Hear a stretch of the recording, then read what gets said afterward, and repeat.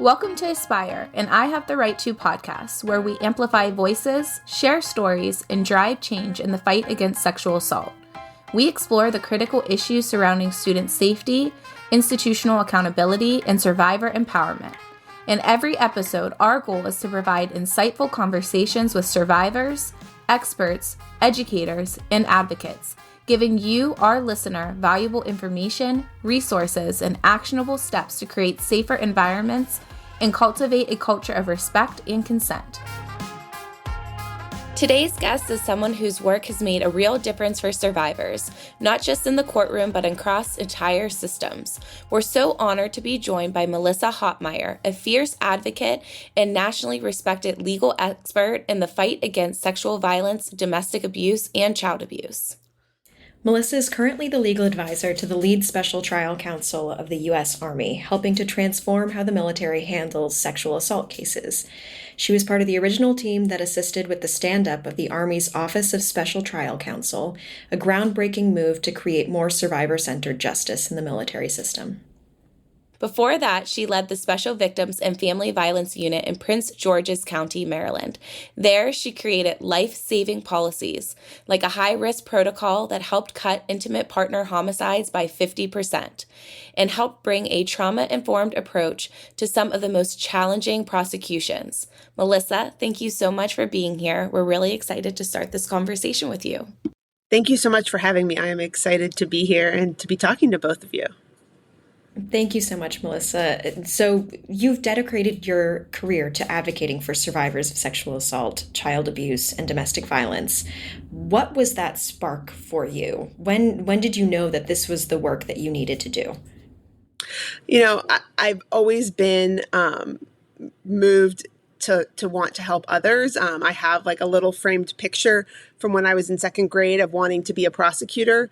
But I think what, unfortunately, like so many others, really sparked my passion for, work in this space is my own experience with sexual violence when I was in college, as well as some family members who were victims of domestic violence. And, it just created a passion in me to want to make sure that no one else experienced what I unfortunately had to experience and what so many women around this country experience every day. Yeah, I totally get that. When people ask me how I keep doing the work that I'm doing, from when I was with the firm that I was with representing survivors of child sexual abuse to what I do today, I always say it's like one of those things, once you see it, you can't unsee it, and then you have to do something about it. So I totally get that. So you've spent years inside courtrooms building trauma-informed systems for survivors. Looking back, was there a moment where you felt the justice system actually worked for a survivor in the way that it should? I think I can think of individual cases where it did. That was because we had, amazing detectives in Prince George's County who really cared about victims and working with prosecutors to make sure that their investigations were trauma-informed, that we had the evidence that we needed to get justice for the victims.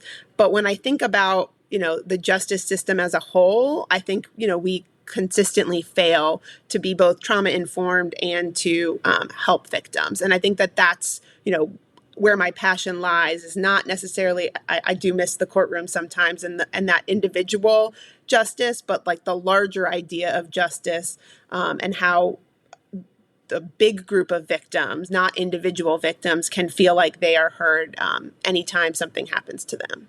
Yeah, it's been an interesting experience for me too, learning how to use language differently. And I used to call it the justice system, like pretty prolifically, but now it feels more right to call it the legal system.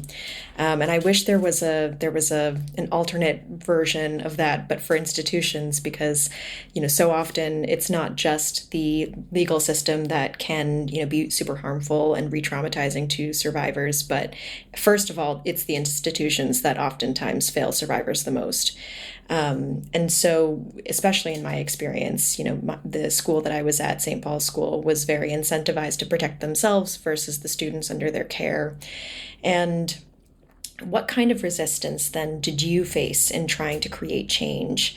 And how do you keep pushing forward when you come up against these institutions that are so old, so storied, and so used to protecting themselves versus the people under their umbrella? Yeah, that's a really good question, because sometimes it just seems insurmountable, and I'm sure you've had those days, Chessy, and where it's just like it's the work that I'm doing is kind of, not want to say meaningless, but you feel like you're up against such a huge institution and change. I think, what I think about are the steps of the people who came before me to fight for these things. And I teach a class when I talk about trauma-informed care. I try to talk about like how far we've come, and how the laws that we have are really based off of like archaic views of women, archaic views of society and what is expected and not. And so, when you have laws based in those types of features, you can change words in the laws, but ultimately you don't change how it impacts people. And so I just think about, can I make a little bit of change so that the next, Melissa Hoppmeyer, the next person who takes on this challenge can say, it's just a little bit better. And I think if we can do that, it's the best way for me to kind of enact change. Because if I think about it as like, can I solve intimate partner violence? Can I solve violence against women? I can make a positive impact, but I know that myself, I can't just make those complete changes, as much as I'd like to be like queen for a day. That's pretty awesome to hear, especially, coming from you, and especially with all of the work that you've done throughout your career up until now and continuing forward, because, I often get jaded, and I'm, now I can't say I'm only, 21 or 22 years old. I'm 26, but still I get jaded, and I don't feel like I should. But thank you. Yeah, thank you for continuing on and doing the work that you're doing, because, I've certainly benefited from it. I would love to hear more. You said that you teach a trauma-informed class. I would love to hear more about that. If you can share a little bit more about who you're teaching that to and what it covers. And I know we covered a bit about your bio and background in the intro, but I'm sure our listeners would love to hear more too about just sort of your day-to-day and what you're up to. Yeah, sure. So the class, I teach it with another colleague of mine. We kind of developed it. It was really meant for investigators and prosecutors who are first like getting into the realm of power-based violence or violence against women. And it starts out with, what is the background of trauma-informed care. And so trauma-informed care started in like the 1960s after the Vietnam War. And after we started realizing that our soldiers were coming home from this war, service members, I should say, were coming home with PTSD, and how we, cared for them. We kind of took a different lens than we had previously done. And it really wasn't until I think like the 1980s where we started realizing that trauma is not just at war, that you have trauma in other things. And we had the first ACEs studies that came out. And so I walk them through the evolution of trauma-informed care from, the Vietnam veterans all the way to today, where we understand that people who are victims of crime have trauma, and therefore they have to be treated in a similar, if not different way. And so we talk about that. And then after that, we talk about, the evolution of crime and like how we view crime. And the models of crime back when it was like a model of we, really blamed victims for crimes of, violent crimes, not only crimes against women, but all violent crimes, where like the idea behind it, and sociologists who taught it were, you put yourself in a position to be a victim of that crime, whether it's because you were, a drug dealer and you got robbed, or whether you were a commercial sex worker and therefore were sexually assaulted because of the field you were in. And I think over time, we've adapted and we've learned that, we should really be focused on the offender and not the victims of crime. But the laws haven't changed, right? The ways the laws have been written have not caught up with the way we teach it. And so I teach a class to, new prosecutors and new investigators to tell, to kind of give them a good frame of reference on, how to think about the types of crimes they're going to be investigating and prosecuting, and why, they need to think about it in the way that I think is most appropriate. So that's kind of that class. In terms of what what I do now day to day, I think you guys said it at the beginning. I work for the lead special trial counsel for the Army. So in 2023, President Biden signed the National Defense Authorization Act, which has a lot of things in it, but in that specific one, it removed commanders from the decision-making authority for a series of crimes, mostly what we consider special victim crimes. And it gave that authority to make decisions over those crimes to the judge advocates, the legal prosecutors in all the different services.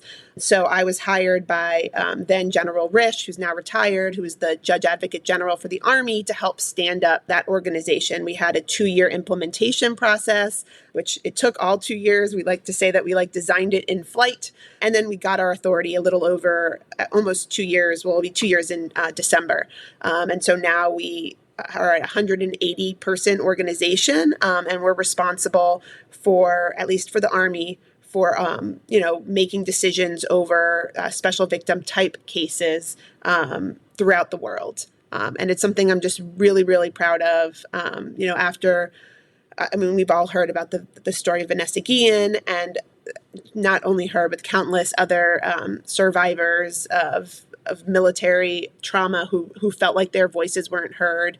And I can tell you that the Army took, great pains in trying to set up an organization that listened to victims and that would be responsive to them while still meeting our legal obligations. And I'm just so proud to have been a part of that stand-up. You should be incredibly proud of that. Wow, that's so cool that you're able to say that you were a part of building that, and now how big it is. Is it thought that it will continue like that, or is there any conversations about it potentially changing? Because it sounds so important for it to keep the structure that it has now. No, I think there is bipartisan support to keep it as it is, if not, potentially in the future expand the authority of the organization. So I think that, we have a lot of work to do to show the public and Congress that, we're meeting the expectations, but I think we take that on and we hope that people, pay attention to the important work that we're doing. Yeah, that's so important. And the trainings that you're doing sound so important too. I am a firm believer that all lawyers should have to take a trauma-informed lawyering class in law school, and honestly, anyone serving in a healthcare profession as well, because from so many of my clients, I've heard that they were re-traumatized in so many ways by the people who were supposed to help them because they didn't have a good understanding of trauma. So I thank you for doing that work. I know that you developed also a protocol that cut intimate partner homicides by half. That's also incredible. So can you talk to us about what you did differently there and how communities across the country could learn from it? Yeah, absolutely. And I keep saying my partner because she's I don't want to say my partner in crime because it's my partner in anti-crime. But Catherine Marsh and I have worked together now for many years. We work together in Prince George's County. We work together now in the Army. Wherever I go, she goes. Wherever she goes, I go. But what we did is, like so many other prosecutors, we were constantly faced with domestic violence that ultimately ended in a domestic violence homicide. And during the peak of the 2020, coronavirus, when we were all kind of working from home, we had a case that kind of Catherine and I, after it happened, the victim had been experienced domestic violence a few times. She had not been cooperative. Her abuser had been let out of jail as a result of her lack of cooperation, and then he ultimately killed her in front of their kids. And we were like, this is preventable. All of the signs were there. We knew, we should know and we should do better as an organization. And so we developed a protocol where we would identify red flags. A lot of them have to do with, Dr. Campbell's high lethality program that she set out probably 2 decades ago now, that were things that if we saw those in the case that was presented to us or in the history of the couple, that we would identify that case as a high priority, high lethality case. And we had steps that we would take with our victim advocates to reach out to those victims, and prosecutors could not drop those cases without a supervisor's approval. Hand in hand with that, we also identified cases that could be diverted out of the criminal justice system that were lower level, where the victim was on board with, a alternative disposition, and we worked with our health department to prioritize getting treatment for those offenders that we thought we could rehabilitate, and that didn't necessitate a conviction, but necessitated some intervention. And so we were able to get a large portion of our cases off of our plate and moved out of the criminal justice system. And then our prosecutors had time to focus on those cases where lethality was the highest. And it was really successful. And I don't think that we expected the big, change in the homicide numbers, but, they were there. It just shows like a little bit of innovation and a little bit of trying things can be really, really helpful. Can you share what some of the red flags were that would kind of keep them in that system versus ones that you would maybe transition out of that system and into sort of the mental health or whatever other services that were available to them?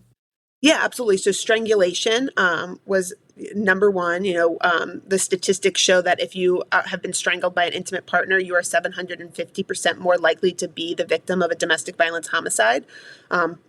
So that's a number one.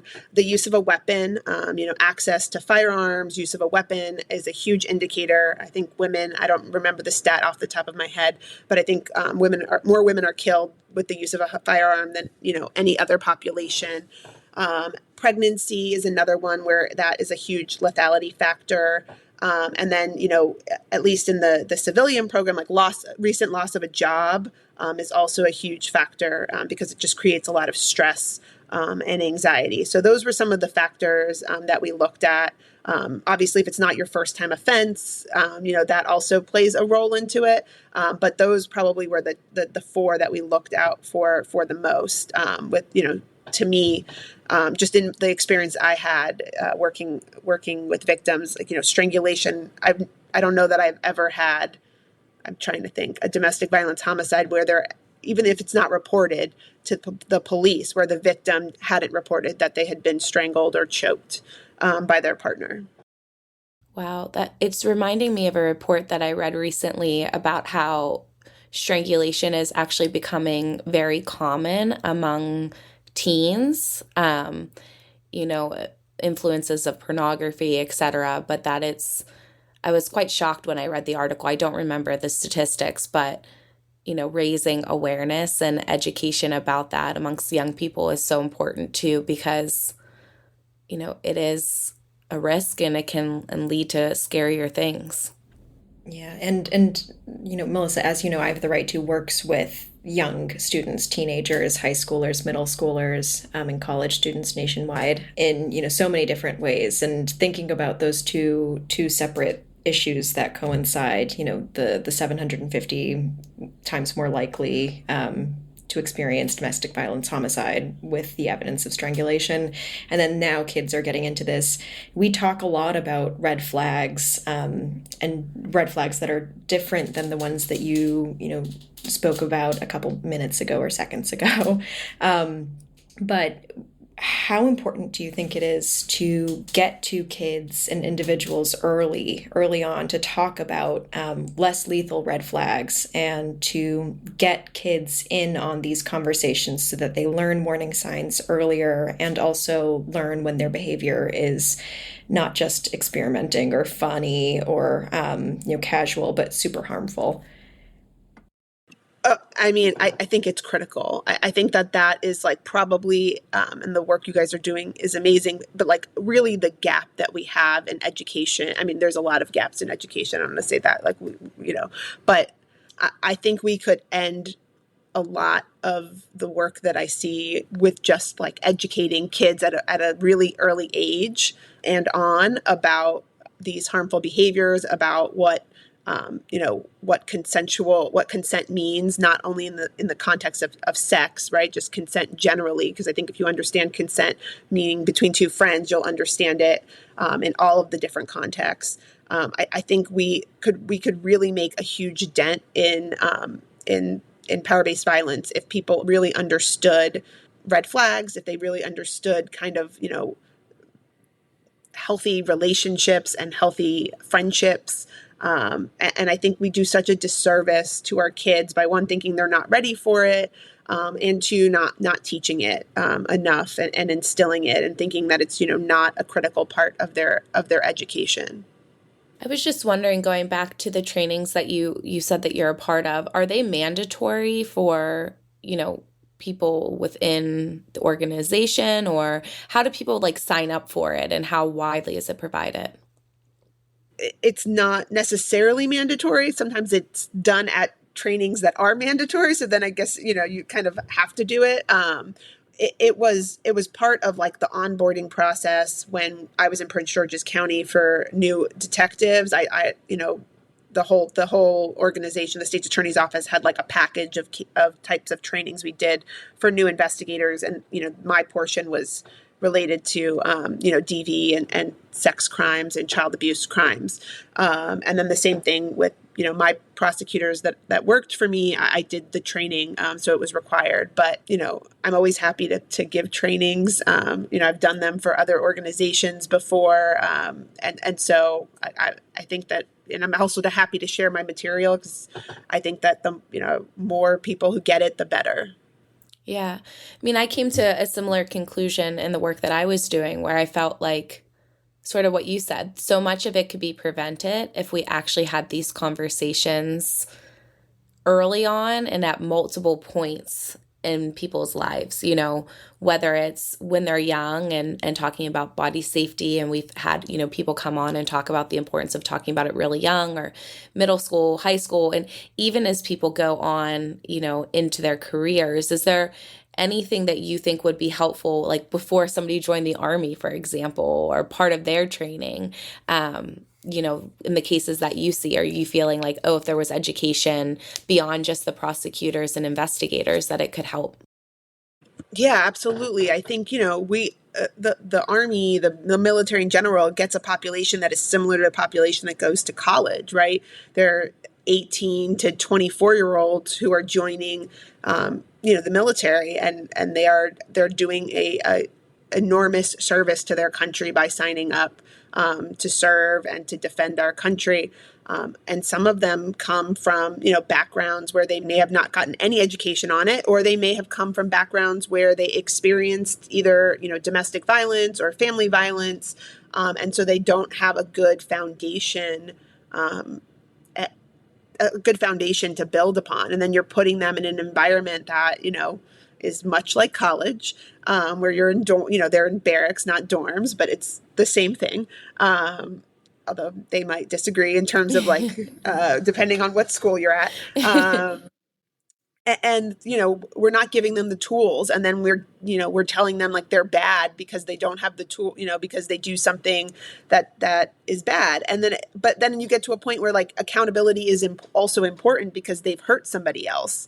And if we can stop that before, I think, we owe it to them, especially the men, and we owe it to all kids, but we owe it to these men and women who, raise their hand to serve our country, most of whom I think are really good kids who just don't know what they don't know.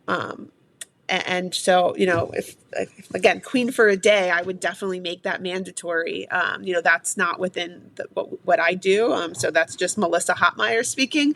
But I do think that we could really make a dent, and we could have a lot of people who might ultimately not be able to serve because they make, they do something that is terrible that, they then have to be held accountable for. If with just a little bit of education, they may not have made that same decision. And then you keep a service member, and you prevent somebody from becoming a victim. Right. And so much of that we see in the work that we do with young men. They so often will come to me, or most likely my father, because they can connect better to my dad, who's really great with connecting with young people still, even in his 60s. But they do talk a lot about the conflicting messages that they get as young men in sports or in, entering the workforce. You have these messages: be aggressive, B, don't let anybody take up your space. If you're a basketball player, box somebody out, get in their face, do this, do that, be strong, be fierce, be mean, be a man. And so much of that messaging does not apply outside of those spaces. And especially when you think about the military, you think about, people who go into the military are there to defend our country in ways that are, not particularly peaceful. And so when you translate that to personal lives, there's a whole lot of mixed messaging that I feel like can definitely be prevented with the sort of education that you do and then have talked about.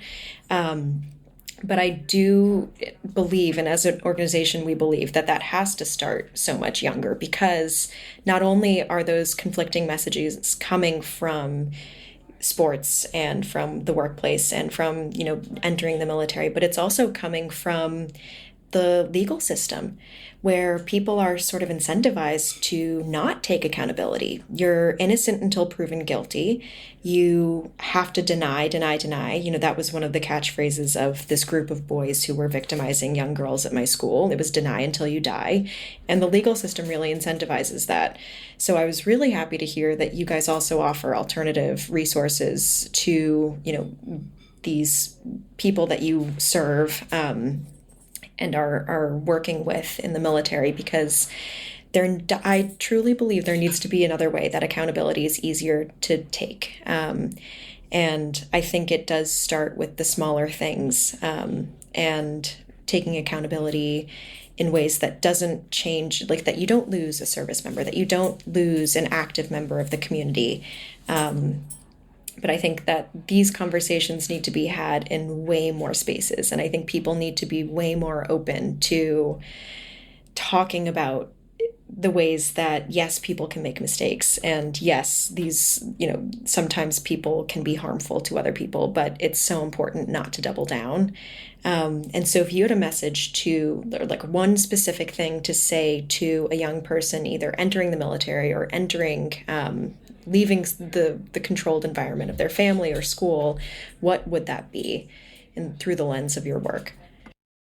Oh, wow. That's a really good question. I think, and I have young kids, but having 3 young girls, I think what I would say to them is you have to understand both yourself and others, and how to be respectful of both. And if you don't know how to do that yet, then you need to learn. And you need to take classes, you need to talk to people who are different than you and come from different backgrounds. Because I think, until you understand yourself and kind of, your own experiences and how that kind of affects a lot of what you just said, in terms of like the messaging that they've heard their whole life, whether they played sports or, they were in a home where, be a man meant something different than what, the 3 of us might think it actually means. They're not going to be able to change. They have to understand like their perspective, where they came from. And then they also have to understand, how they can interact with others in a way that, makes other people feel safe and heard. And so I think like really getting to know yourself, and I don't know if that sounds corny, but like really getting to know yourself, and how you interact in the world, I think is really, really important. It probably took me way too long, to really understand, how my experience and my privilege like had me interact with the world, and to be cognizant of it when I'm interacting with people who may be different or have different opinions than I do. I think that's super important to hear. And I feel like a lot of things that are, maybe assumed that people know, or assumed that, kids will hear at some point, we don't hear it. So it's really great to hear that from, either people on a podcast or parents or, adults in our life. It's really important. Yeah, I agree completely. And it's something that It's interesting having done this work and also now having two young kids. Our culture is so focused on achievement. Like, it's like, get the best grades, be the best on the sport team, and don't just do your school sport team, but also join the competitive sport teams. And then, go on to college and then graduate school, and you need to be at the top of your class, or go into the army and you need to be tough and you need to be fierce and you need to achieve all these things. But we're losing sight of people's humanity within that. And there should still be classes on that, right? And just to learn how to respect other people and make sure that you're being safe, but also just that like internal look of like, who am I and what do I want? And, we do that in preschool and maybe kindergarten, but then we just completely lose touch of that. And I think that that's what leads to a lot of the issues that we have as a society, which I don't know, it's interesting hearing, we're in middle schools, high schools, colleges, and it's interesting to hear these same issues crop up everywhere. I mean, even within corporate workspaces, right? We're really seeing it everywhere. So, it's just an interesting perspective to talk to people from different places and different work environments, and they're seeing sort of the same thing. I have a question, having 3 daughters, how does your work and the work that you've done and the experiences that you've had, how does it influence your parenting?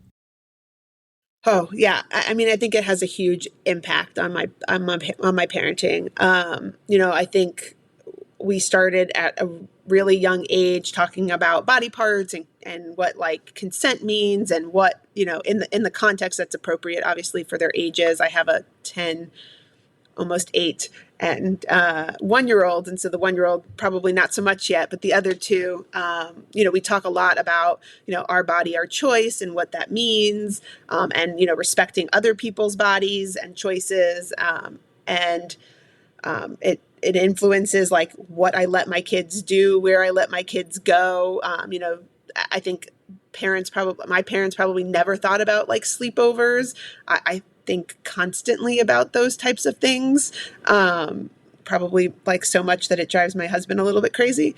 But I have 3 girls. And so I think it just makes the work that I do even that more important, because I want to give them a world where they feel safe, and where they feel not only safe in their bodies, but just safe to express themselves, and feel like they can be empowered to do what they want to do without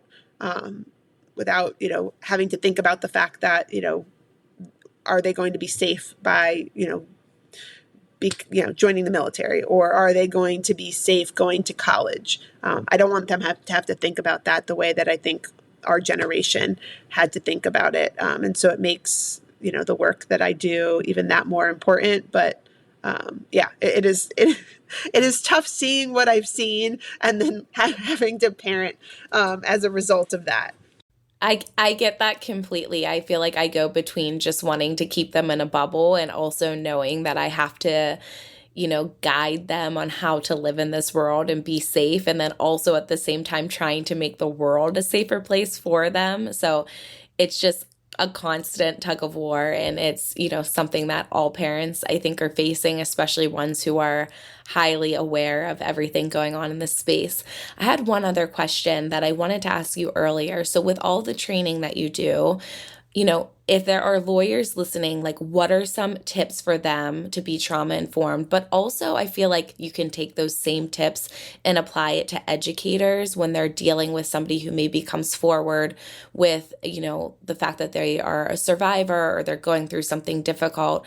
Are there any tips that you would give sort of anybody dealing with a situation that involves trauma on how to be trauma informed and how to approach it in a way that's maybe not going to cause more pain?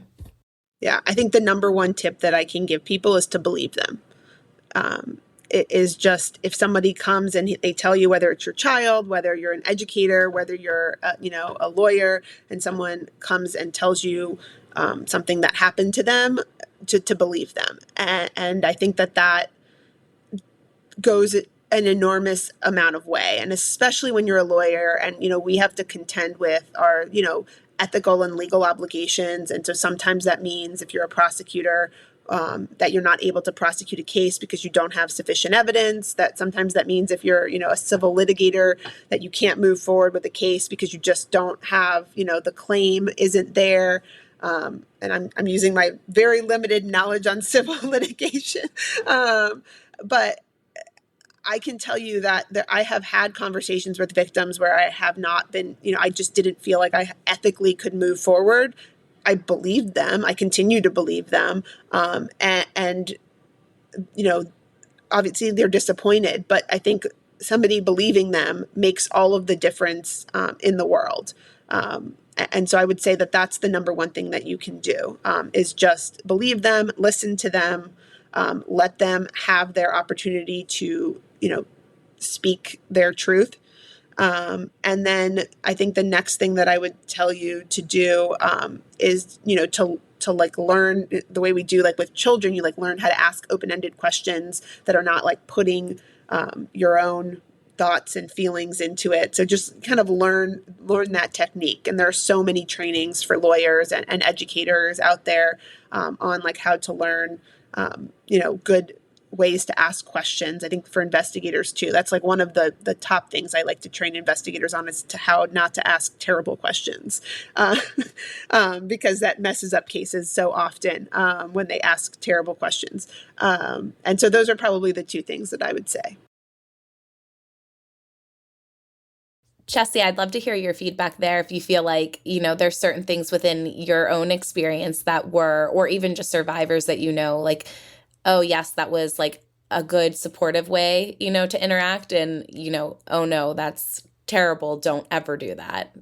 Oh, totally. I mean, I was so lucky in the aftermath, the immediate aftermath of my assault, that the detective that conducted my interview at the Child Advocacy Center had just come back from a training. And so she let me talk, open-ended, wherever my memories took me for, I think it was like 2.5 hours. It felt like 5 minutes, but like the afternoon had passed by the time I had finished.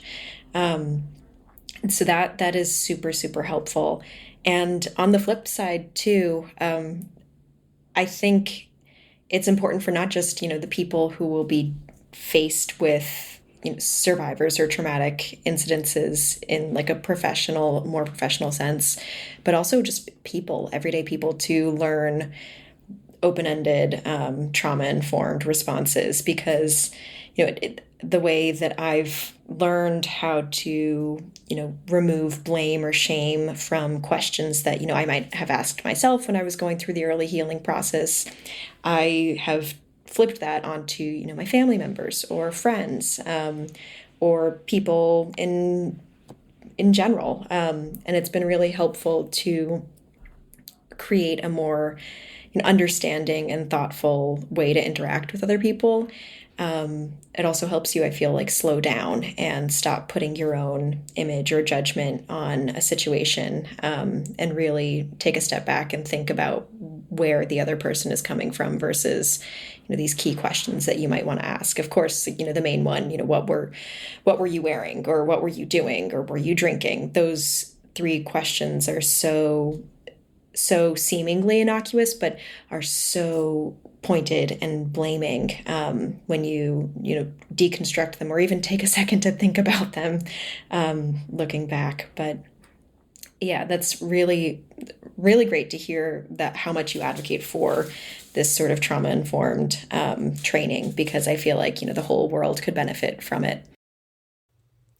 Yeah, I was thinking, honestly, even when you were talking, Chessy, about this, how it even applies outside of this area so much. Like, people just are not comfortable talking about difficult things, even if it has nothing to do with sexual violence, like just uncomfortable things in general. And then people pull away. And if you're going through a hard time and the people you love pull away from you, like, it makes the hard time even worse. And if people were actually taught, like what we try to do in our programs with kids, to think through this and develop that empathy muscle, but beyond the empathy muscle, like actual tools of how to engage with each other, how much better we all would be and how less alone we all would feel. So yeah, these conversations are just so important. And I had one question for you, Melissa, as well, about, flipping it from, Katie's question about how this work has affected your, relationship with your kids and parenting styles. But how does this work affect the inner workings of your office? I'm always so intrigued by how people in this space deal with these really, really heavy and difficult topics, and if that lends to a more informed and emotionally supportive workplace, or if sometimes it can get, overwhelming and cause, more rifts in a workplace instead, if you're comfortable answering something like that.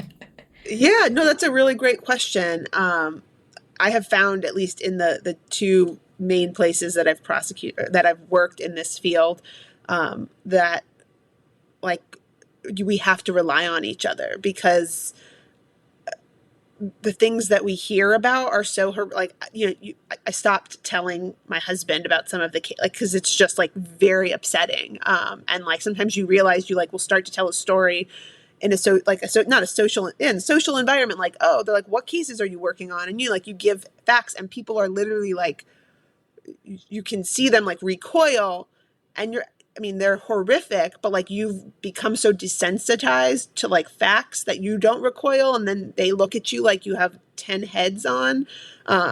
And so you have to rely on the people that you work with. And I think that everyone in both of my offices would say the same thing, because like in order to like be able to get through the day, like we have to be able to talk to each other about the things that we've seen and deal with, and conversations that we've had to have. And so I've been in friends, colleagues' offices crying after, really tough conversations or a really tough trial. And they've been in my office, and, I'm still really good friends with the people in Prince George's County that are still there. And we still text when we've had a hard day. And so I think it's really important. In the Army, we've been lucky enough to get a forensic psychologist for our team. And so she helps with emergency situations. And then she helps connect our soldiers who are judge advocates, who are, who want some help with long-term resources. And so I think that that's something that the Army is definitely doing right in terms of recognizing, the effects of, secondary trauma in the work that we do. And so, I'm really grateful for that. But yeah, that's a really good question. I don't know about everyone. My experience has been really positive. I couldn't have gotten through most of my trials or most of the cases that I've worked on without my colleagues being there to listen to me, because they understand in a way that most people don't, especially when it comes to some of the CSAM that you have to look at in order to char. Like, it's just, we look at terrible stuff. Thank you for sharing that. Yeah, thank you. Taking care of yourself, like vicarious trauma is real. And if you don't take care of yourself, it's a recipe for burnout and a lot of other stuff. And, I think it's just that reminder of really taking care of yourself and taking care of each other. And it is also a good reminder because, when I talk to other survivors, especially survivors who have gone through the legal system, sometimes there are moments that, it's important to remember that these judges and lawyers, that this is their, everyday life. And that you guys are kind of seeing us on our worst days ever, that you're seeing so many people every day on their worst day ever. And, sometimes I've, had conversations with survivors where, judges will be making jokes with the attorneys in the courtroom. And, on the one hand, it's it can feel like they're trivializing our experiences, that they're not taking it seriously. But on the other hand, and I think both things can be held true at the same time, this is their everyday. They've got to do what they've got to do to survive. And so I think it's always really, really fascinating for me to talk to people in the legal profession and ask, what is it really like? Because, we only see one side of things as, the victims and survivors in cases. After talking about all of that, heavy stuff, what gives you hope right now? Where do you see the real change happening, especially amongst young people? I think a lot gives me hope. I see this new generation of kids, and I have young kids, but I have some nephews that are teenagers, and just the way that they talk about their peers and the way that they talk about like they just talk different. I don't know how to exactly put it into words. They just talk a lot differently than I remember kids my age talking when I was their age. There's a lot less, victim blaming that they talk about. There's a lot less. I'm not going to use there's a lot less shaming that happens. They feel a lot more autonomy in their own bodies, and to like express themselves than I think that we did. I see it a little bit in my 10-year-old who's like entering the tween years, or at least she thinks she is. But definitely in my older nephews, I think that gives me hope because I think when you feel differently about yourself, when you talk differently about your peers and like their experiences, that is going to translate into different behavior than we experienced. And I think like things that were okay, that people like kind of turned a blind eye to, maybe they didn't think it was okay, but they weren't going to speak up to, they speak up about it now, and they're just like, it's not acceptable. And I think that gives me a lot of hope. And just as an aside, like when I was a prosecutor picking juries, I always put young people on my juries when I had sex assault cases because they tend to believe victims. They just think differently than older folks who have a tendency to blame victims for their behavior. And I think that's just like, it's a cultural shift that's happened. And so that gives me a lot of hope for the future. That just made me smile so big when you said that, because I feel the same. I've been doing this work with I Have the Right To now for almost 2 years, and I have the joy of getting to work with young people every day. And, in my previous role, I got to a point where I was just like, wow, this world is so messed up. And, kind of being in a little bit of a negative headspace of, having to deal with those cases day in and day out, it does start to affect you. And especially having young kids, you look at them and you're like, what is this world that, you're going to have to go into on your own eventually?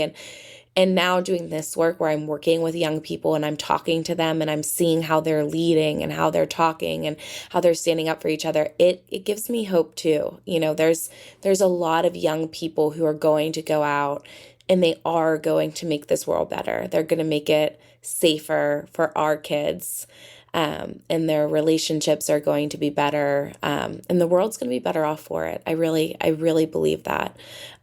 So one thing that we want to start asking our guests at the end of each podcast episode, as you know, our organization is called I Have the Right To, and Chessy and her sisters came up with a list of what they think every person should have the right to, back when Chessy was going through her trial. But now we use it as a phrase to go out with young people all the time and just ask them, what do you have the right to? So I want to ask you, what do you have the right to? And you can finish it as, what you think survivors should have the right to, young people should have the right to, people in the Army should have the right to, whatever phrase you want to give us, but just using that, I have the right to. Oh, I love that. I think I would say the first thing that popped into my head, and I love it, so I'm going to say it, is I think I have the right to my truth. And that can be for survivors, that can be for young people. I think that really could be for everybody. That can be for me. I I think that that's really important.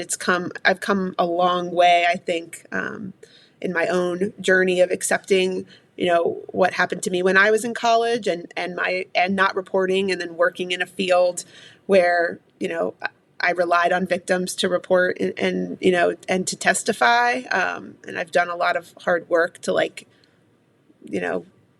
figure out why I did what I did when I was, 18 years old, and, why I ended up where I am now. I won't say my age. And so I think, I have the right to my truth. That's beautiful. Thank you so much for sharing your time, your wisdom, and your heart with us today. It's been powerful to hear about the work you're doing, from building systems that actually serve survivors to shaping how our culture understands justice and accountability. Yeah, we talk a lot on this podcast about what it really means to live our rights, not just to know that we have them. And you've shown us what it looks like to fight for those rights inside institutions, through policy, and through every single survivor-centered decision, and also through finding your truth, too. Thank you for sharing that. Melissa, thank you again for being here. And to all of you listening, we see you, we believe you, and we're so glad you're part of this conversation. Until next time, keep asking questions, keep showing up, and remember, you have the right to.